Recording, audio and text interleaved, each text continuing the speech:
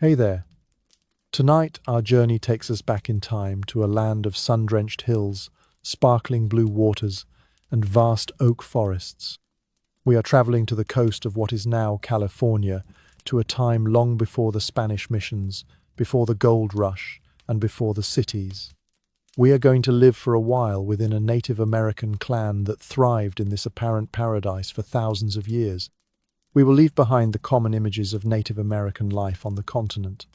There are no great buffalo herds here, no vast fields of corn. Instead, we find a world sustained by two great providers, the oak tree and the ocean. We are stepping into the world of the Chumash people, a civilization that was dense, complex, and wealthy, with a culture as rich and as deep as the Pacific itself.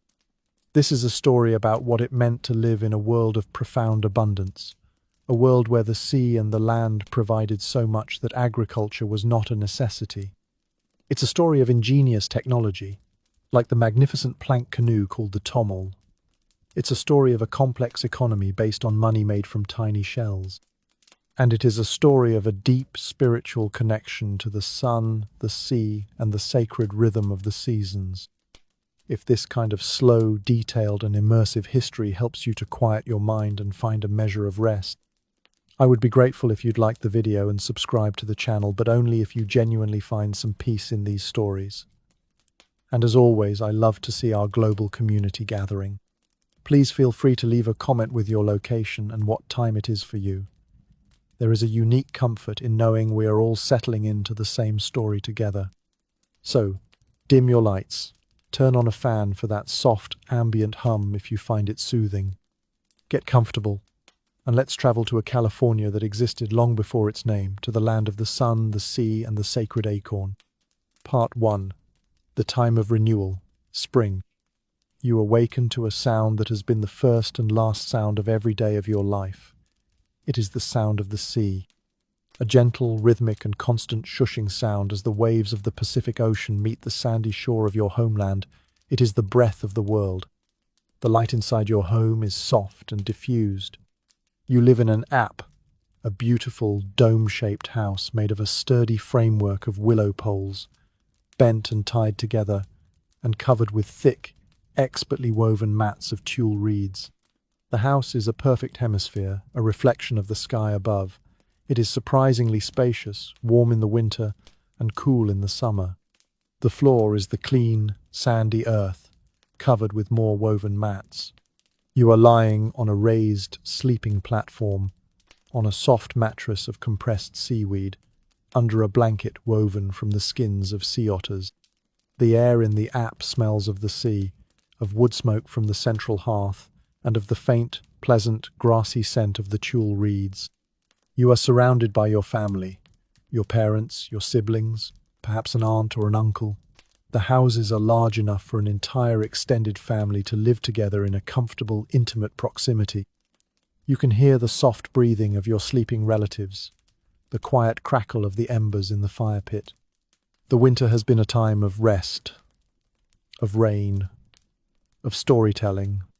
The great winter storms have lashed the coast, and your people have spent the long, wet nights inside, repairing tools, weaving baskets, and retelling the sacred stories of your ancestors. But now, the world is changing. You can feel it in the quality of the light that filters through the small smoke hole at the apex of your home. It is brighter, warmer. You can feel it in the air. The heavy, damp chill of winter is giving way to a gentle, life-giving warmth. You rise from your bed and step outside. The world is bathed in the soft, golden light of a spring morning. The sky is a brilliant, cloudless blue. The sea is calm, its surface glittering like a field of a million tiny diamonds. The coastal hills, which were brown and dormant, are now covered in a vibrant green carpet of new grass and a riot of wildflowers, the bright orange of the poppy, the deep blue of the lupine. The village is coming to life. Your village is not a temporary camp. It is a large, permanent town, situated on a high bluff overlooking the ocean. It can be home to 1,000 people or more. The domed tulle houses are arranged in neat rows. In the center of the village is a large open plaza used for ceremonies and for games. You can hear the sounds of the morning, the laughter of children playing on the beach, the barking of the village dogs, the rhythmic thump-thump of women pounding acorns in stone mortars, the murmur of conversations as people gather to plan the day's work. The spring is a time of renewal, of reawakening. The lean months of winter, when you lived on your stored supplies of acorn and dried fish, are over.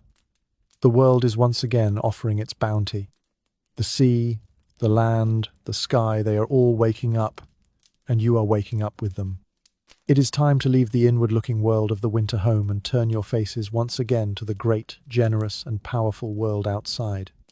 The first great harvest of the spring does not come from the fields or the forest. It comes from the place where the land meets the sea. It comes from the tide pools. The rhythm of your life is governed not just by the sun and the seasons, but by the moon and the tides. And in the spring, the lowest tides of the year expose a vast hidden world, a watery garden teeming with life. When the word goes out that the tide is at its lowest, the women and children of the village will head down to the rocky shore. This is not a casual beachcombing trip. It is a serious, skilled, and essential food-gathering expedition. You walk with your mother and your sisters. You each carry a large, finely woven collecting basket on your back, held in place by a strap across your forehead. You also carry a small, sharp and strong tool, a pry bar made from a piece of whalebone or a sea lion rib, used for dislodging shellfish from the rocks. The intertidal zone is a landscape of incredible beauty and abundance. The rocks are covered in a slick, green blanket of seaweed. The pools of water left behind by the receding tide are like miniature aquariums, filled with small fish, scuttling crabs, and colorful sea anemones. Your mother is an expert. She has been gathering food from these tide pools her entire life. She knows the secrets of this place. She knows which kinds of seaweed are edible, which kinds of shellfish are the sweetest, which pools are home to the most abalone. She teaches you as you go. You are gathering mussels. They cling to the rocks in great, dense, blue-black colonies. You use your bone pry bar to pop them off the rock, their strong, thread-like beards resisting. You fill your basket with them. You are looking for abalone, the great prize of the tide pools. Their beautiful, iridescent shells are prized for making jewelry and fish hooks, and their large, muscular foot is a delicious and substantial meal. They cling to the underside of rocks with incredible suction. It takes great strength and a quick, skillful twist of your pry bar to dislodge them. You gather sea urchins, their spiny shells protecting a small, sweet and highly prized morsel of roe. You gather limpets, chitons, and a dozen other kinds of shellfish. You also gather the plants of the sea. You collect different kinds of seaweed. The long, flat fronds of kelp will be dried and used to make strong, flexible cordage. Other, more tender seaweeds will be eaten fresh, a salty, nutritious green vegetable. The work is wet, cold and slippery. You are constantly in danger of slipping on the slick rocks, of being cut by a sharp shell, of being caught by an incoming wave. But it is also joyful work. You are a part of a great, communal effort, a team of women and children working together to gather the bounty of the sea. After a few hours, the tide begins to turn. The ocean begins to reclaim its territory. You gather your heavy baskets and make your way back up the beach to the village. That evening, there is a feast. The mussels and the clams are steamed open over a hot fire. The abalone is pounded tender and roasted.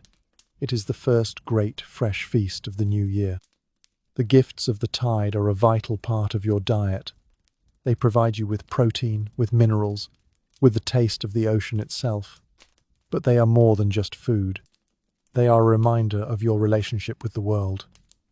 You are a people who live at the edge of two great kingdoms, the land and the sea, and your survival depends on your ability to understand, to respect, and to gratefully receive the gifts of both.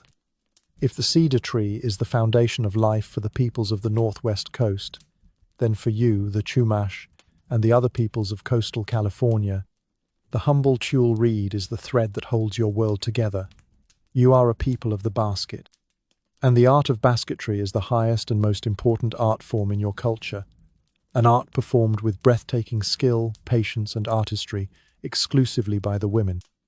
A basket is not just a container.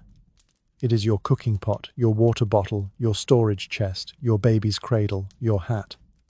It is an object of profound utility and often of sublime beauty. The process of making a basket begins with the gathering of the materials. The women of your clan have an encyclopedic knowledge of the plant world. They know which plants provide the strongest, most flexible fibers. They will travel to the marshes to gather the long, slender stalks of the tule reed. They will go to the hills to gather the shoots of the sumac, the juncus rush, the deer grass. Each plant must be gathered at the correct time of the year, when its fibers are at their peak of strength and pliability. The gathering is done with respect, with prayers offered to the plant spirits. Once the materials are gathered, they must be prepared. This is a long and laborious process. The reeds and shoots must be split, scraped, and sized until they are uniform, flexible threads.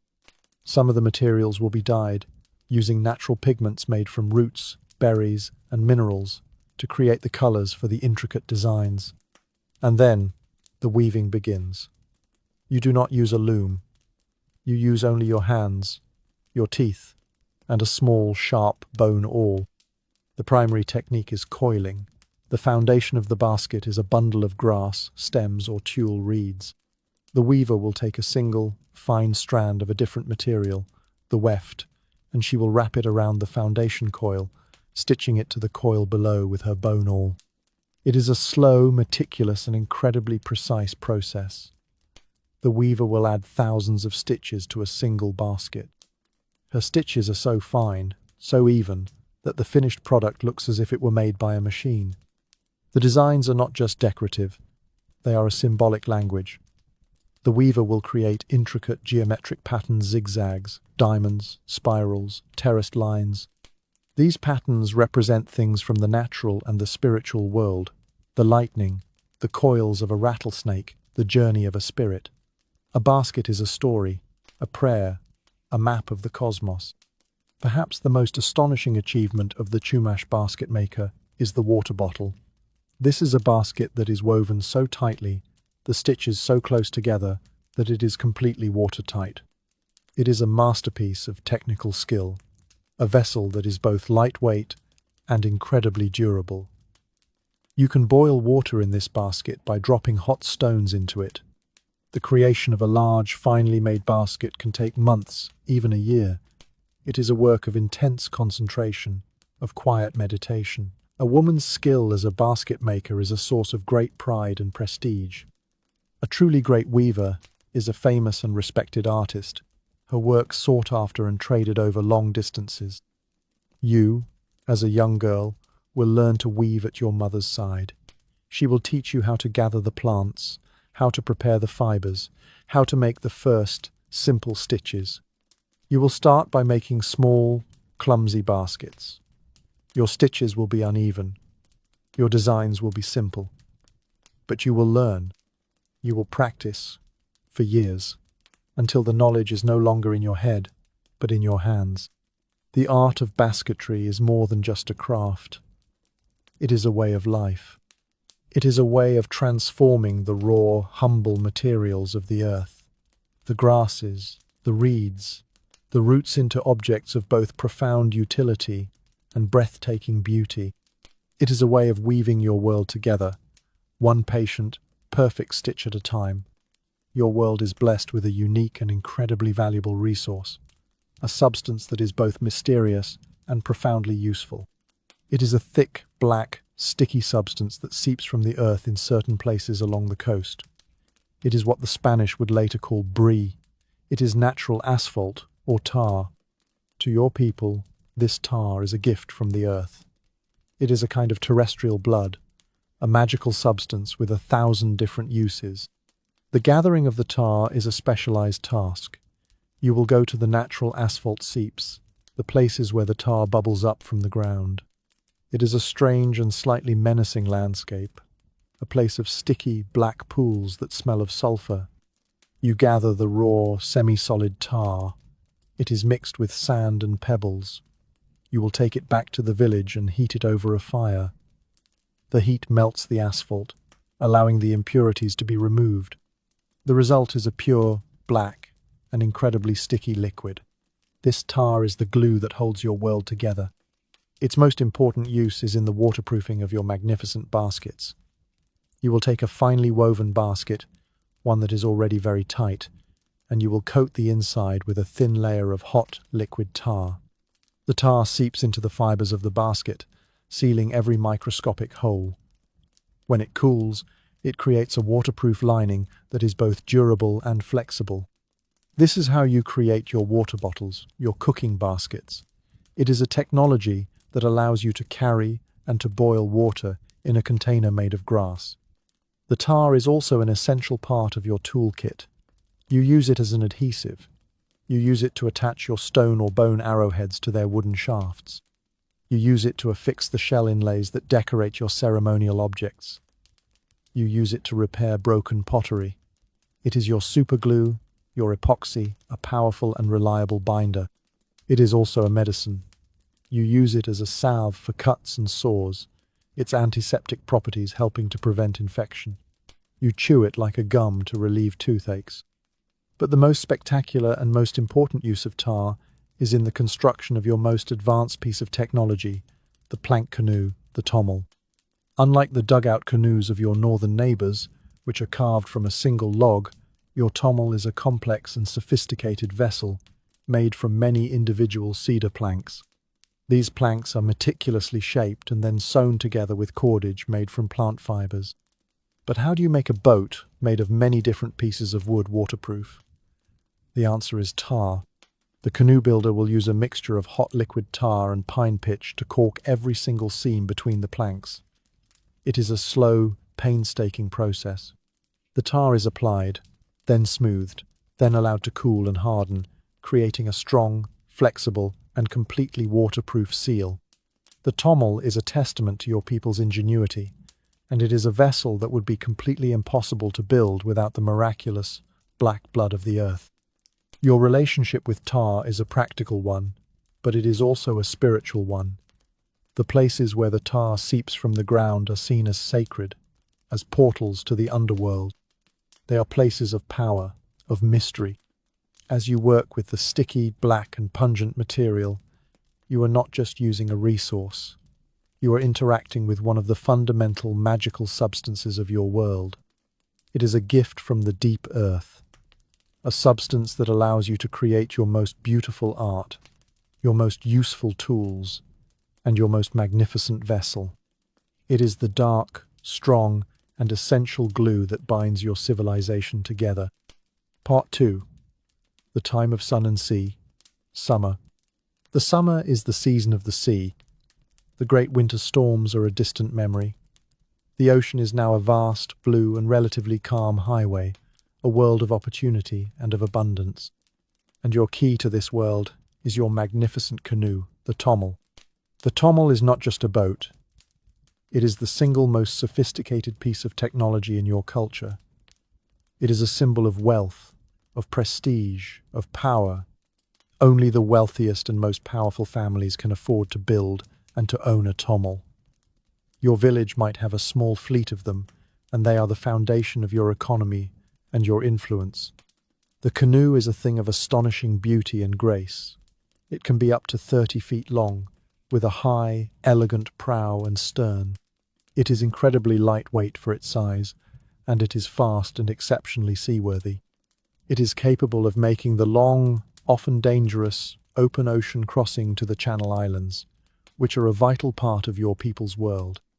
The construction of a tommel is a sacred and specialized craft, performed by a hereditary guild of canoe makers. The knowledge of how to build one is a closely guarded secret, passed down from father to son. The canoe is made from redwood or pine planks, which are acquired through trade from peoples to the north. Each plank is carefully split and shaped with an adze. The edges of the planks are beveled, so they will fit together perfectly. The planks are then drilled with small holes, using a sharp, rotating drill made of bone. They are then literally sewn together, using strong cordage made from the fibers of the milkweed or dogbane plant. The real genius of the tommel is the waterproofing. Every seam, every stitch hole is meticulously caulked with a mixture of hot tar and pine pitch. This creates a seal that is both completely waterproof and flexible, allowing the canoe to move and to flex with the motion of the waves. The finished canoe is often decorated with inlaid shells, and its prow is sometimes painted with a pair of eyes, giving the vessel its own spirit, its own life. To be a member of a tommel crew is a position of great honor. The crew is a team of skilled, strong, and experienced paddlers. They work together with a practiced, rhythmic grace, their paddles dipping into the water in perfect synchrony. The tommel allows you to harvest the riches of the deep ocean, resources that are unavailable to those who are confined to the shore. You can hunt for sea mammals, the seals, the sea lions, the dolphins. You can fish for the great schools of tuna and swordfish that live in the open ocean. And most importantly, the tommel is your link to the Channel Islands. These islands, which you can see on the horizon from your coastal village, are an essential part of your world. They are a source of valuable resources, such as the chert used for making tools and the olivella shells that are the raw material for your shell bead money.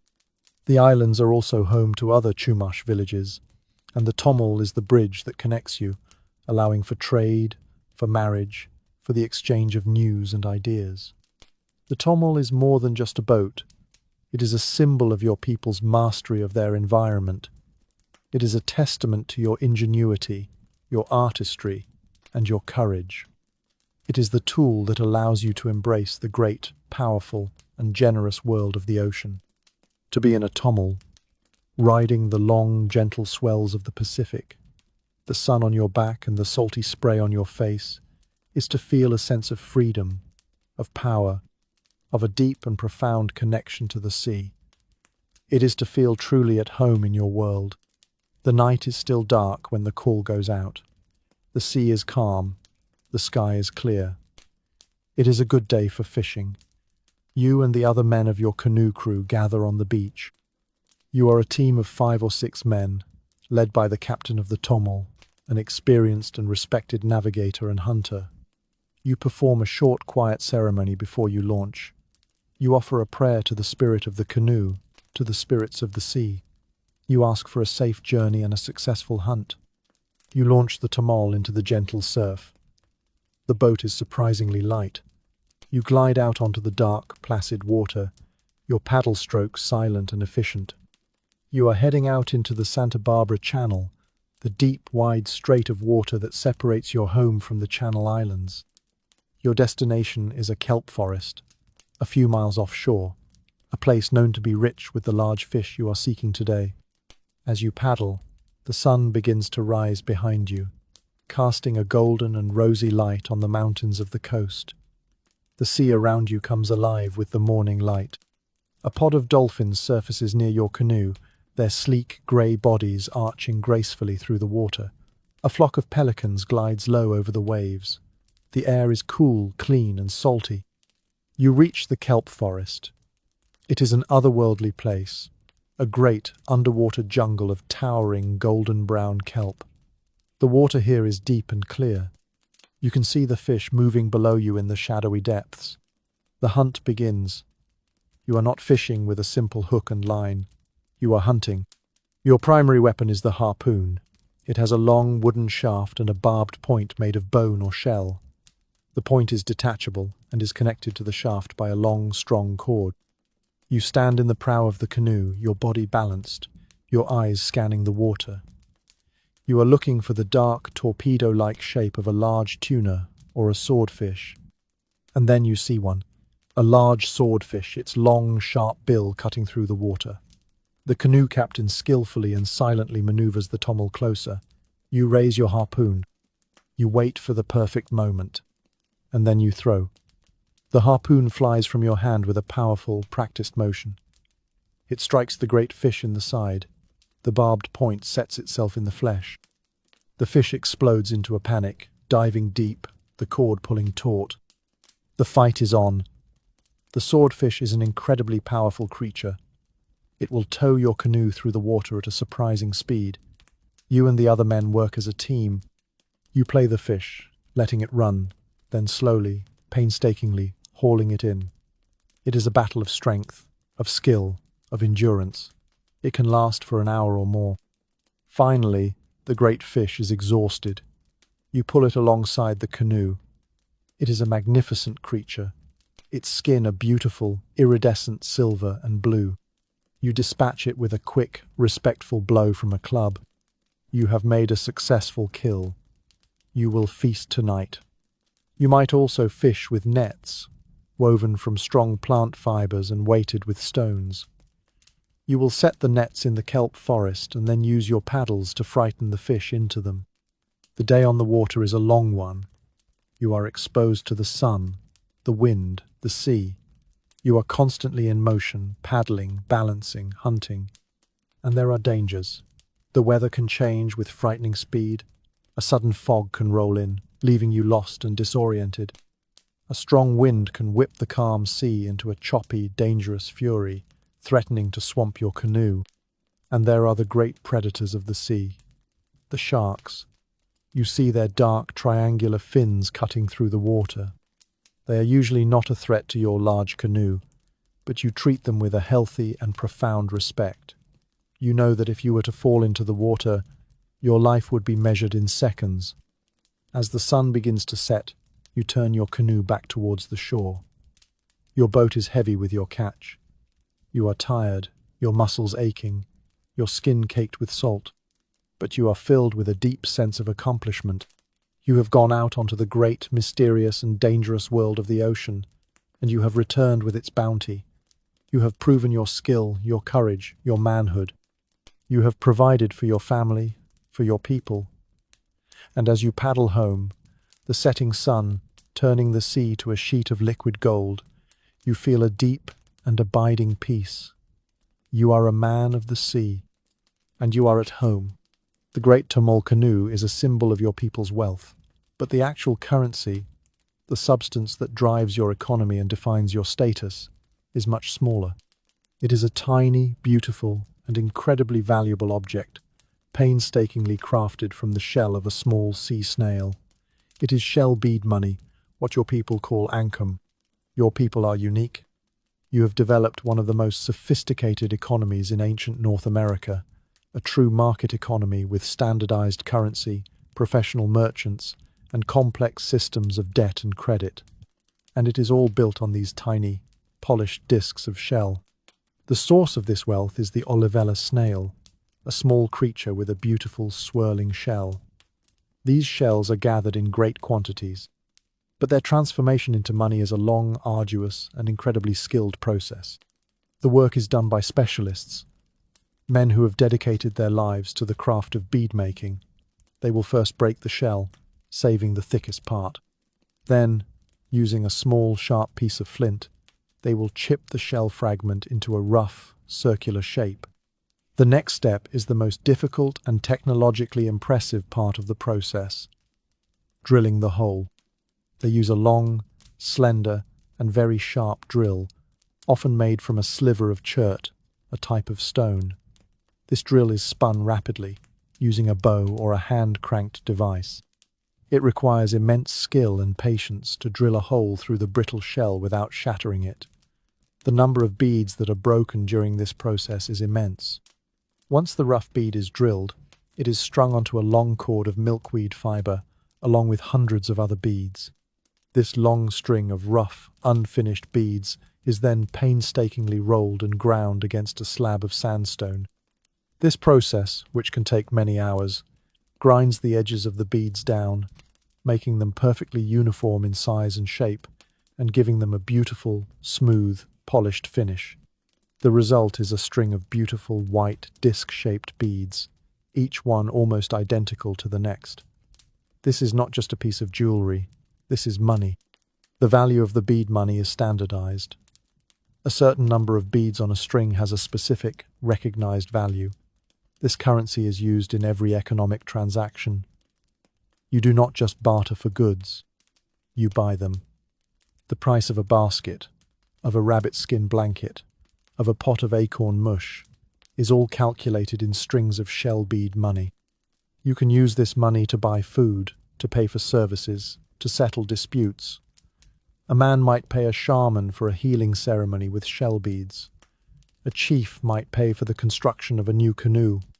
And the beads are a measure of your wealth and your status.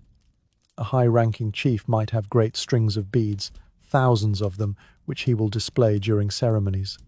He will use his wealth to pay his debts, to support his community, and to engage in the great, complex game of regional politics and trade. The shell bead money of your people is a true currency. It is portable, it is durable, it is standardized, and its value is recognized over a vast territory, from the coast to the deep interior. It is the engine that drives a thriving and complex economy.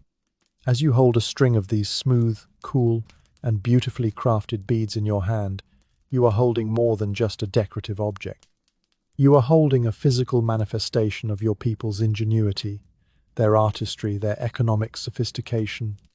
You are holding the money of the sea, the small, powerful, and sacred currency that is the foundation of your world. Your life is tied to the sea, but your world is much larger than the coast. You are part of a great, sprawling network of trade that connects your coastal village to the peoples of the interior valleys, the deserts, and the high mountains. The Tomel canoe allows you to travel up and down the coast, but for inland trade, you must walk. In the late summer, after the fishing season has waned but before the great acorn harvest has begun, your village might send out a trading party. You, as a young man, are chosen to go. It is a great honor, a chance to see the world beyond your home, and a serious responsibility. You are part of a group of a dozen men, led by an experienced trader. You are not traveling empty-handed. You are carrying the wealth of the coast on your backs. You have strings of shell bead money. You have cakes of salt, gathered from the coastal salt marshes. You have bundles of dried fish and shellfish. You have sharp, durable tools made from whalebone. And you have precious, sharp-edged blades made of chert, a type of stone found on the Channel Islands. The journey is a long and difficult one. You leave the cool, damp air of the coast behind and you begin to walk east, into the dry, hot interior. The landscape changes dramatically. The lush coastal vegetation gives way to the chaparral of the hills, a dense, thorny scrub of sagebrush and manzanita. The trail is steep and rocky. You travel for days. You sleep under the stars, your rifle at your side. You are moving through a world that is not your own. You are vigilant, watchful. You are in the territory of other peoples, and while your mission is one of peaceful trade, you must always be prepared for the possibility of conflict. Finally, you arrive at your destination, a large village in a hot, dry inland valley. The people here are different from you. They speak a different, though related language. Their customs are different. They are a people of the land, not the sea.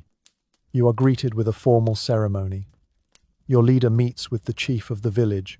Gifts are exchanged. Speeches are made. And then the trading begins. The people of this village have things that you do not, things that are precious to you. They have the hides of deer and antelope from the mountains. They have obsidian, a black, volcanic glass that has been traded from a source hundreds of miles to the east.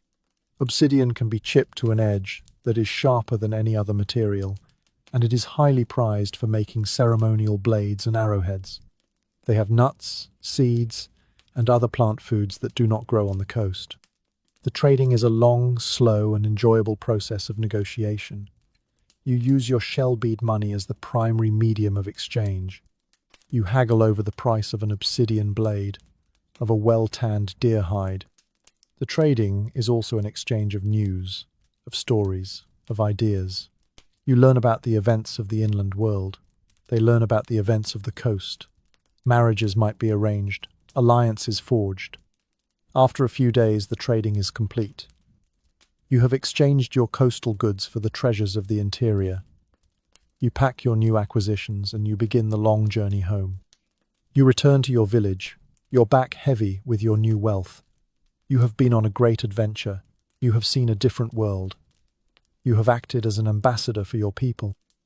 This journey is a vital part of your economy and your culture. It is the thread that stitches your world together. It is a reminder that your people, for all their mastery of the sea, are also a part of a much larger human landscape. The shell that was gathered on your beach might end up as a piece of jewelry in a village 100 miles inland. The obsidian blade that was quarried in a distant desert volcano might be used in a ceremony in your own village. You are a coastal people, but your world is as wide and as interconnected as the trade routes that you travel. Part 3. The time of gathering. Autumn. The hot, dry days of summer are over. The air is beginning to cool. The hills, which were a parched golden brown, are now dotted with the dark, heavy green of the oak trees. And the oak trees are laden with their great gift. It is the time of the acorn harvest. While the salmon is the great protein source of your world, the acorn is your bread, your staff of life. It is the primary plant food of your people, the great, reliable source of the carbohydrates and the fat that will sustain you through the winter. The acorn harvest is the most important and most labor-intensive event of your agricultural year, even though you are not farmers. When the acorns begin to fall, the entire village will move. You will leave your coastal home and travel inland to the great oak groves that are the property of your clan. Each family has its own specific section of the grove, a right that has been passed down through generations. The harvest camp is a scene of joyful and industrious activity. Temporary shelters are built. The entire community is here, from the youngest child to the oldest elder. The work of gathering the acorns is done primarily by the women and children. They will spread large, woven mats on the ground under the oak trees. The men will then climb the trees and shake the branches, or they will use long poles to knock the acorns down. The acorns rain down, a hard, rattling shower on the mats below. The women and children then gather them into huge, finely woven collecting baskets. The baskets are so large that a woman will carry one on her back, held by a strap across her forehead, while she fills another. The work goes on for weeks. You will gather thousands of pounds of acorns. The bounty seems almost limitless. You are literally gathering your sustenance from the forest floor. But not all acorns are the same. Your people have a deep botanical knowledge of the different kinds of oak trees. You know that the acorns from the black oak are the most prized, for their size and their rich, fatty meat. You know that the acorns from the coast, live oak, are smaller, but more reliable. You know exactly when each type of acorn is at its peak of ripeness. The acorn harvest is a time of great abundance, a time of feasting. In the evenings, you will roast some of the fresh acorns in the hot coals of the fire. They have a rich, nutty, and slightly sweet flavor. But most of the harvest must be processed and stored for the winter. And this is where the real work begins. The acorn, in its natural state, is not edible. It is full of bitter, toxic tannic acid. It must be transformed through a long, laborious, and ingenious process, from a poison into a food. As you look at the great piles of acorns, at the baskets overflowing with the small, brown, and unassuming nuts, you feel a deep sense of gratitude. You are not a farmer who must break the earth and pray for rain. The oak trees are your farm. They are ancient, reliable providers. They are a gift from the earth, a gift that asks for nothing in return but your respect and your hard work. The acorn is the true, life-sustaining heart of your Californian world. You have gathered a mountain of acorns. Your baskets are overflowing. But this bounty is also a poison. The raw acorn is inedible, filled with a bitter, astringent substance called tannic acid that can make you sick. The great work of the autumn, a task that will consume weeks of labor, is the transformation of this poison into a nourishing food. This is the art and science of leaching. The work is performed entirely by the women, and it is a multi-stage, highly skilled process. The first step is shelling. The hard outer shell of each acorn must be cracked and removed. The women will sit for hours, a flat stone for an anvil and a smaller stone for a hammer, cracking thousands of acorns one by one. The small nut meats are collected. The second step is grinding. The acorn meats must be ground into a fine flour. This is done in a stone mortar, a large bowl-shaped depression in a rock outcrop or a large portable stone bowl. Using a heavy stone pestle, the women will pound the acorn meats over and over again until they are reduced to a fine, pinkish-brown powder. The rhythmic, percussive sound of the stone pestles striking the mortars is a constant, musical sound in the autumn camp. It is the sound of food being made. Now comes the most critical and ingenious part of the process, the leaching. The bitter tannic acid must be washed out of the flour. The women will go to a sandy place near a stream. They will dig a shallow, basin-like depression in the sand. They will carefully line this basin with leaves or a piece of woven basketry.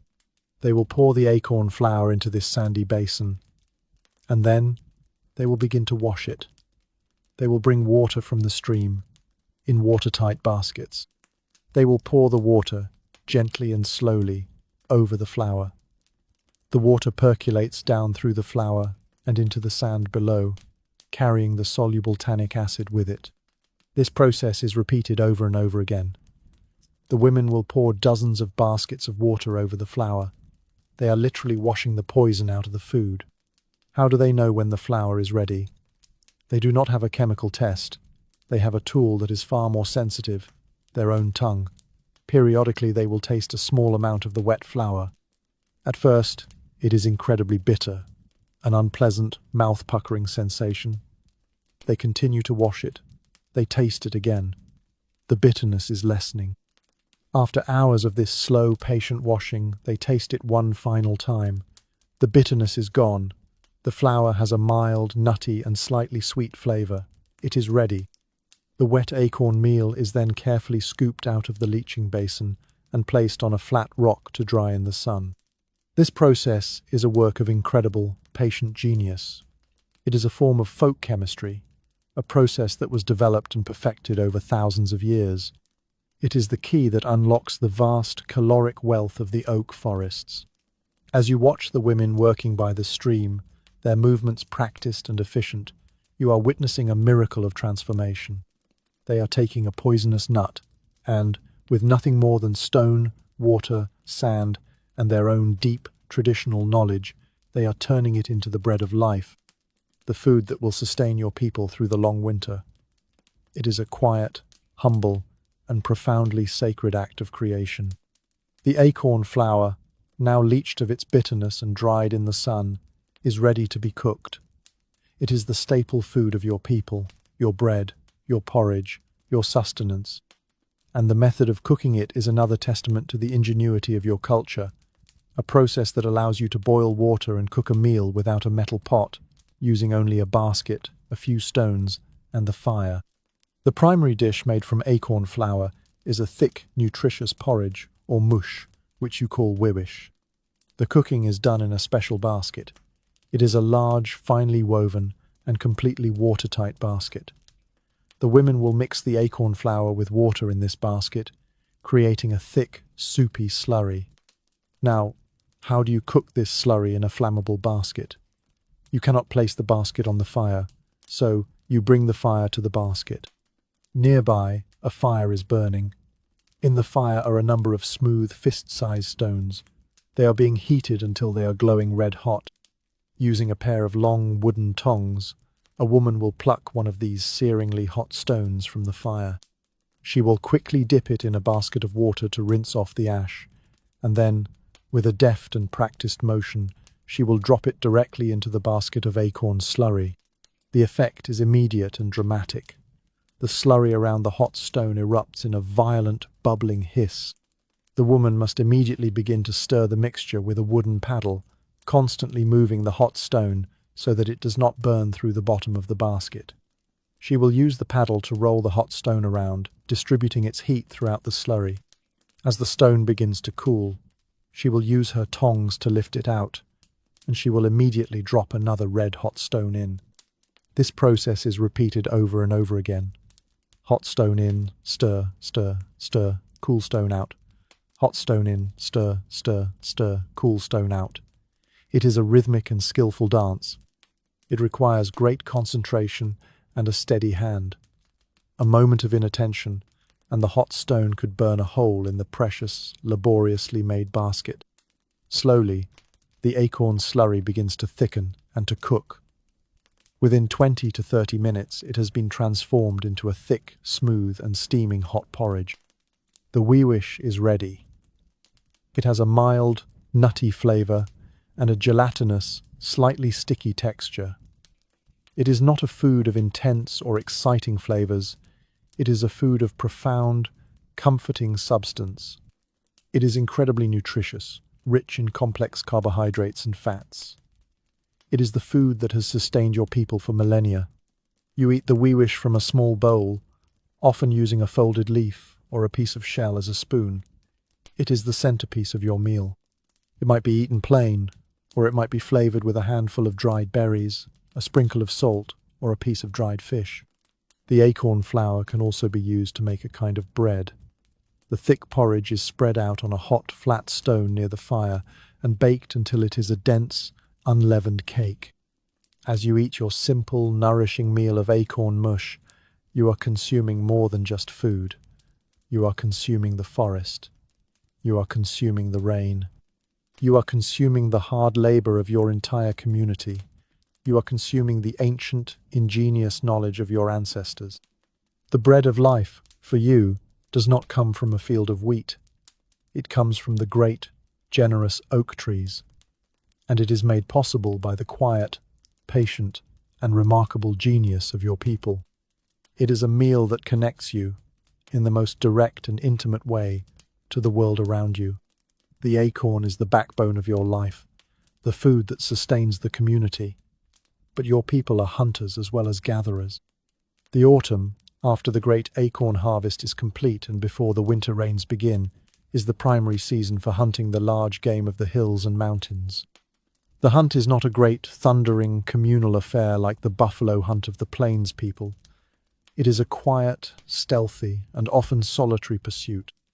The primary prey is the mule deer, a creature of incredible grace, sharp senses, and profound elusiveness. The hunt is undertaken by the men. It is a test of skill, of patience, of endurance, and of a deep, almost mystical, knowledge of the land and the animal. A successful hunter is a man of great prestige. The hunt begins with preparation and prayer. You do not simply walk into the hills and hope to find a deer. You prepare your body and your spirit. You might fast for a day, or purify yourself in the village sweat house. You offer a prayer to the spirit of the deer, asking for its permission, for its gift of life. Your weapon is the bow and arrow. Your bow is a beautiful and powerful tool, often made from the wood of the yew tree, backed with sinew to give it extra strength and spring. Your arrows are fletched with the feathers of the hawk or the eagle, for true flight, and tipped with a razor-sharp point of obsidian or chert. You are a master of stealth. You paint your face and body with charcoal and earth pigments, not for war, but for camouflage. You might wear a deerskin cloak, or even a deer head disguise, allowing you to move through the landscape like a shadow, like one of the animals themselves. You travel into the high, chaparral-covered hills. You move with an absolute silence, your moccasin-clad feet making no sound on the dry leaves and stones. You are constantly watching, listening, smelling. You are reading the subtle language of the wilderness. You see a broken twig, a set of fresh tracks in the dust, a patch of browsed vegetation. You are piecing together the story of the deer's movement. You might spend days on the trail, sleeping under the stars, eating a simple meal of dried acorn bread. You are becoming a part of the wilderness, your senses sharpened, your mind focused on a single purpose. When you finally spot your prey, a large buck grazing peacefully in a clearing, your heart begins to pound, but your body remains perfectly still. You are downwind. You are hidden. You wait. You wait for the perfect moment, the perfect shot. You nock your arrow. You draw the bowstring back to your ear, the muscles in your back and shoulders bunching. You take a slow, deep breath. You aim not with your eyes alone, but with your entire being. You release. The arrow flies, a silent messenger of death. It strikes the deer behind the shoulder. The animal leaps, its great antlers thrashing, and then it is gone, crashing into the thick brush. You do not celebrate. You wait. You offer another quiet prayer of thanks, and then you begin the difficult work of tracking the wounded animal. You follow the drops of blood on the leaves, the trail of its final, desperate flight. When you find it, you approach it with reverence. You thank its spirit for its sacrifice. And then the hard work of butchering begins. You use your sharp stone knives to skin the animal and to cut the meat into manageable pieces. Nothing is wasted. The hide will be tanned, the sinew used for thread, the antlers and bones used for tools. You carry the heavy meat back to your village, a journey of many hours. Your return is a quiet triumph. The meat will be shared among your family, your kin, according to the ancient rules of your society. While the deer hunt is a prestigious and important event, much of your animal protein comes from the constant, less glamorous, and often communal trapping of smaller game. The men and boys of the village will set long nets in the canyons to catch rabbits. They will set snares for quail and other birds. This provides a steady, reliable source of fresh meat. The hunt is more than just a way of getting food. It is a reaffirmation of your connection to the wild, a test of your skills, a spiritual journey into the heart of the landscape. It is a quiet, and often lonely, prayer of blood and breath. Part 4. The time of stories. Winter. The world has grown dark and cold. The sun is a weak, distant presence, a pale disk that skims low across the southern horizon for only a few short hours each day. The nights are long and deep. It is a time of fear, a time when it seems that the light and the warmth might be lost forever. This is the time of the winter solstice, the shortest day of the year, and it is the time of your people's most important and powerful ceremony. The winter solstice ceremony is not just a celebration. It is a vital, cosmic undertaking. Your people believe that the sun is a living being, and that at this time of year it is old and weak and tired. If you do not act, if you do not perform the correct ceremonies, the sun might continue on its southward journey and disappear completely, plunging the world into an eternal, frozen night. It is the sacred duty of your people to use your collective spiritual power to pull the sun back, to encourage it to turn around and begin its long, slow journey back to the north, bringing with it the light, the warmth, and the life of spring. The timing of this ceremony is critical, and it is determined by a special, secret society of elders, priests, and astronomers, a group known as the Antap. The Antap are the keepers of the sacred celestial knowledge. They have a deep and intimate understanding of the movements of the sun, the moon, and the stars. They have their observatories, their sacred places, a cave with a small, precisely placed hole that allows a single beam of sunlight to strike a special mark on the wall only on the day of the solstice. A great, carefully arranged circle of stones on a high mesa. Using these ancient and ingenious devices, they can predict the exact day of the solstice with astonishing accuracy. When the sun watcher of the Antap announces that the solstice is at hand, the great ceremony begins. It is a multi-day event that involves the entire community. You gather in the village plaza. A great fire is lit, a symbol of the sun's fire that you are trying to rekindle. The air is cold and crisp. Your breath mists before you. The dancers emerge. They are members of the Ontap, their bodies painted with sacred symbols representing the sun, the moon, the stars, the great forces of the cosmos. They dance. Their movements are slow, powerful, and deeply symbolic. They are reenacting the great stories of the creation, of the ordering of the universe. There is singing. The songs are ancient, their words full of a powerful, esoteric meaning. They are prayers, they are incantations, they are words of power designed to influence the celestial beings. The ceremony is also a time of feasting, of giving thanks for the food that has sustained you through the first part of the winter. But it is a solemn feast, imbued with a sense of great purpose and responsibility. The climax of the ceremony comes at dawn on the day of the solstice. The entire village will gather at a special, sacred place facing the eastern horizon. You will stand together in the freezing pre-dawn darkness, a silent praying community. And as the first faint light of dawn appears, the sun watcher will begin to chant.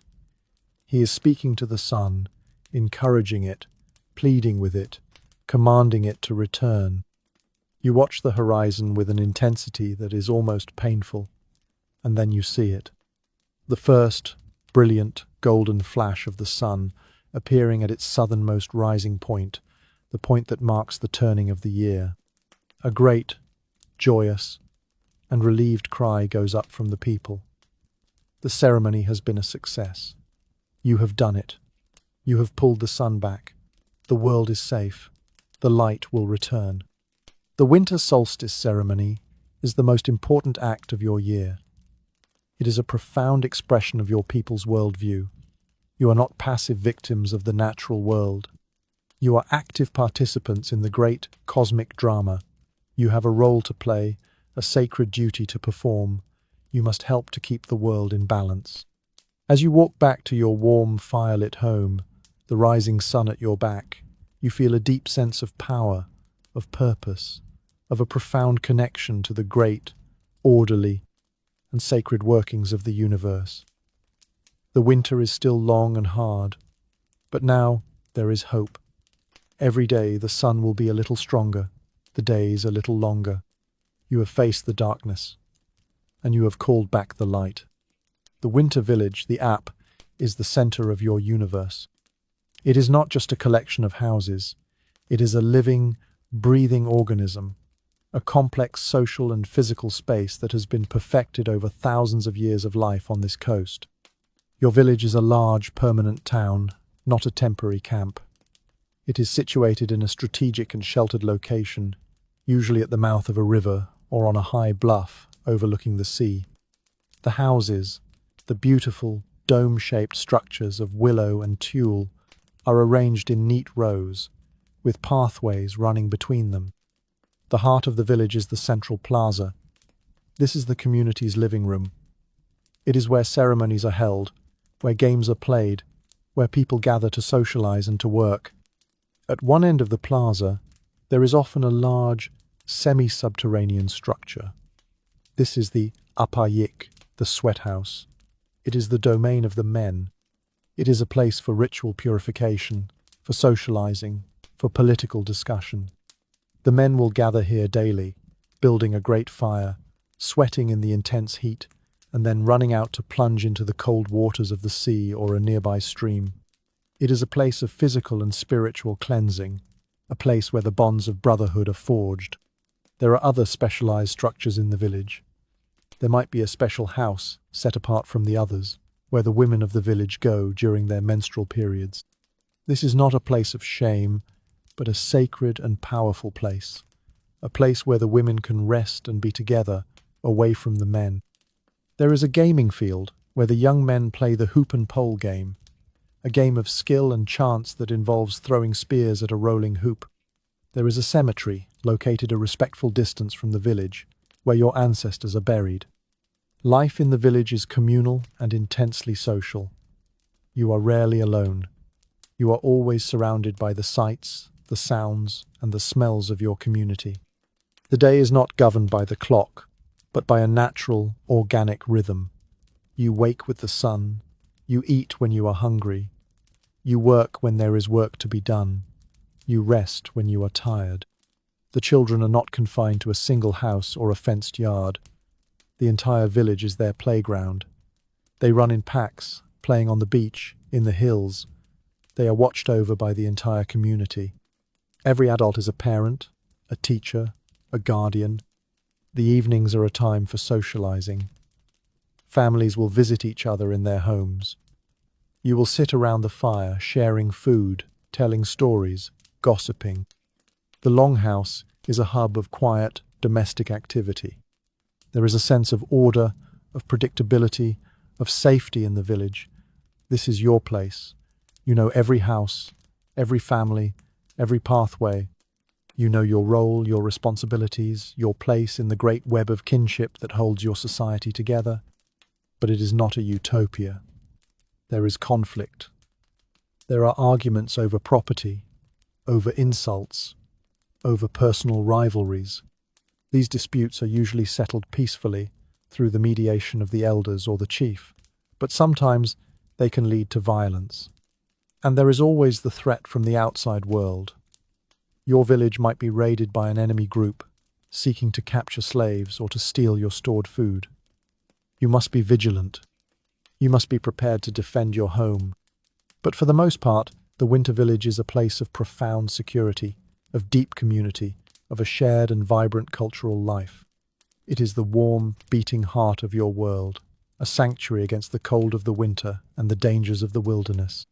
It is the place where you are most truly yourself, a member of your family, your clan, your people. Your world is not just the physical world of the sea, the land, and the village. It is also a vast, complex, and powerful world of myth, of spirit, of unseen forces. This spiritual world is not separate from your daily life. It is completely intertwined with it. Every act, every object, every part of the landscape is imbued with a spiritual significance.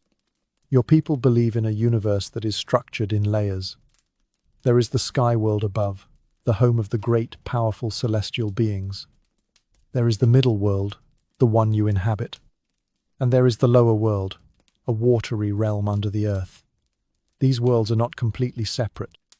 They are connected, and it is possible for certain powerful beings and certain gifted humans to travel between them.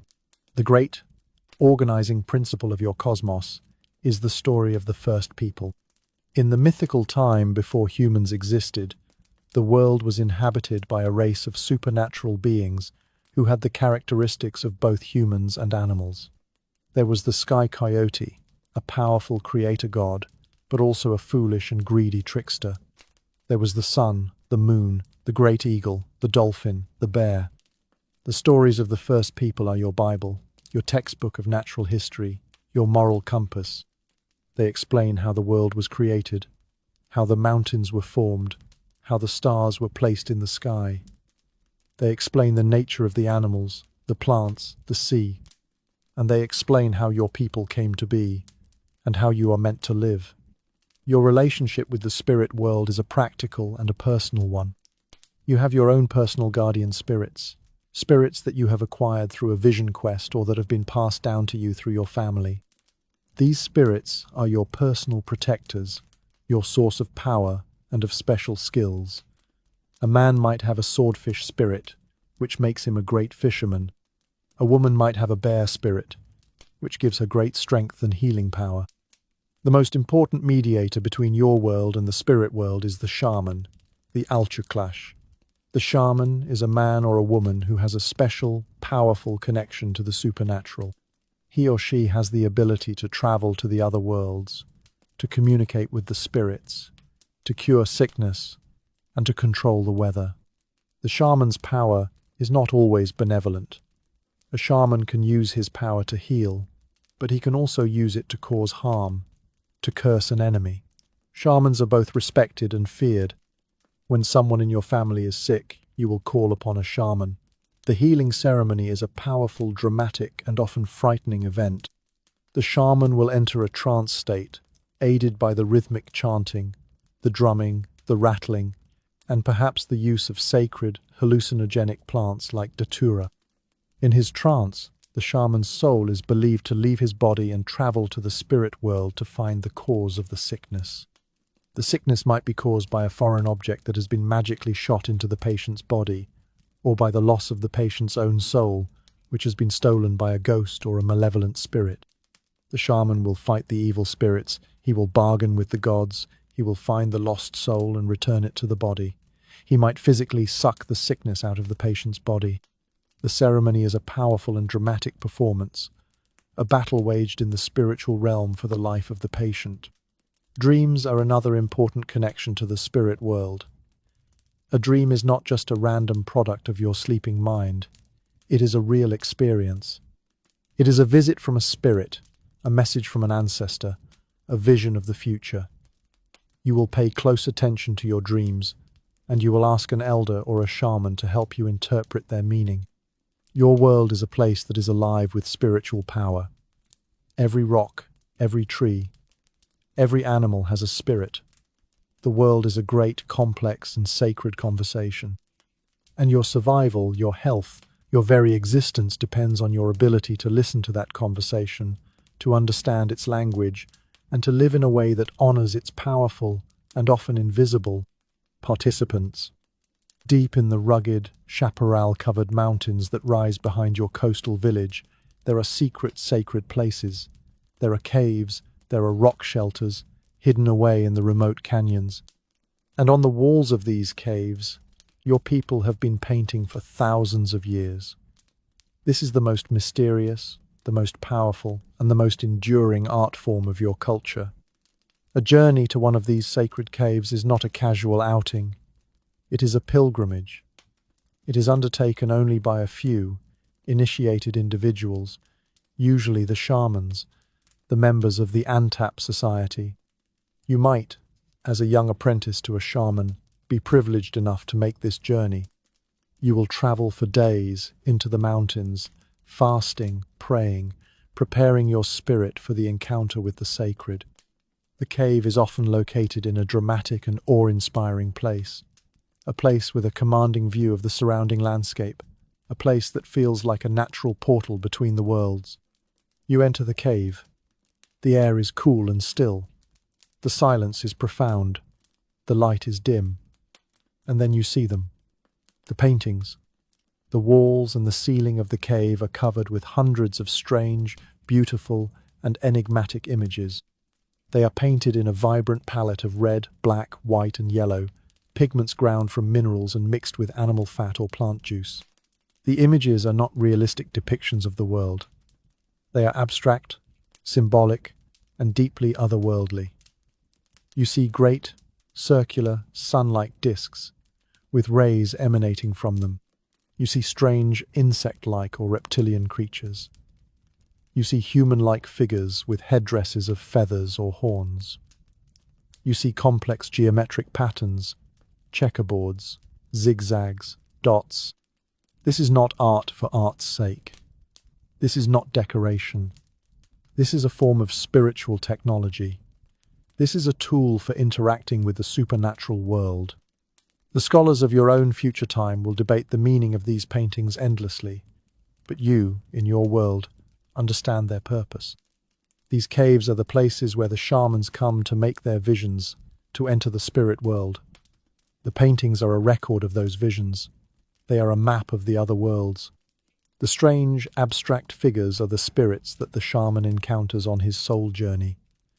The geometric patterns might represent the shimmering, phosphorus lights that one sees in a trance state.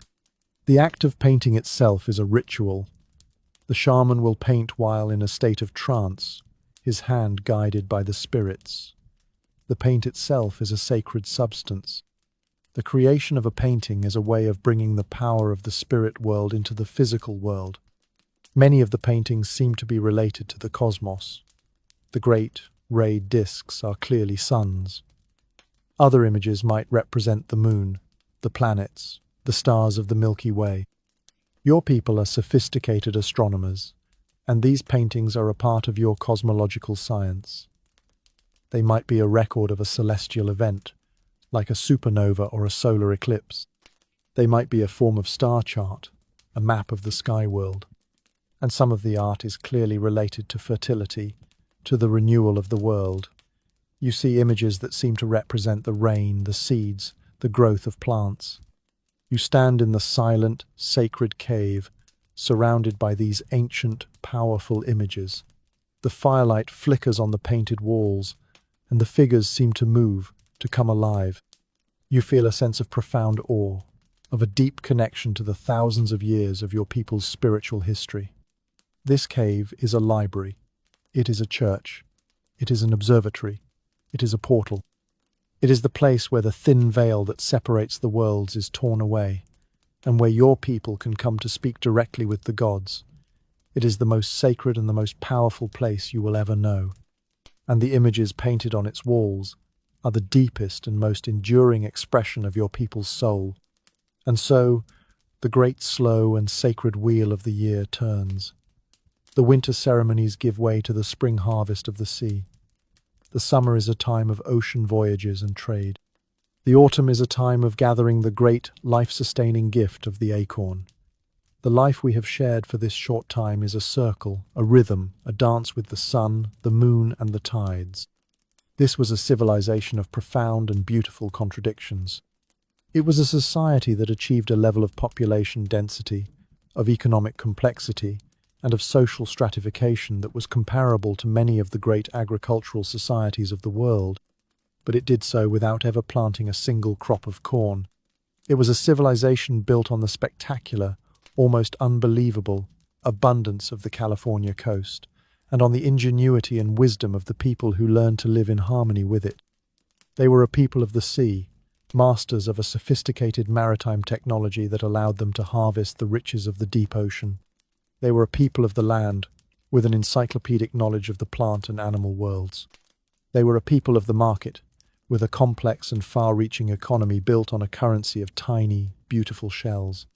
And they were a people of the spirit, with a rich ceremonial life, a profound cosmology, and a magnificent artistic tradition that painted the secrets of the cosmos on the hidden walls of sacred caves.